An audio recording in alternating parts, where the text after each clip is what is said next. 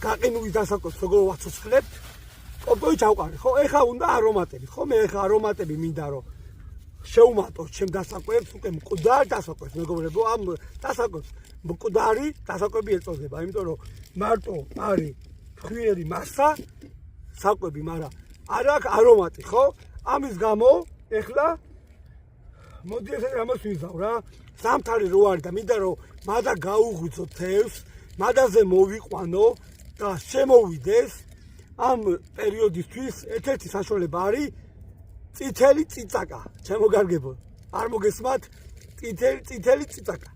თუ გენებავთ შავი პირპილის გამოიყენეთ, ნებისმიერი რამე, ბევრნაირი მეთოდი ვიცი და ამას აუცილებლად გადავიღებ ნენელა.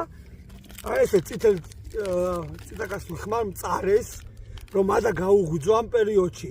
ნიორიც კაია, წიწაკაც კაია, დარიჩინიც კაია, მიხაკიც კაია, ჩემო გარგებო, აი ძალიან კაი სუნი აქვს რაღაცა.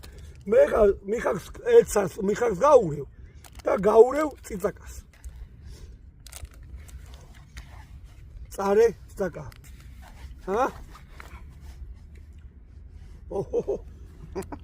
წარეა.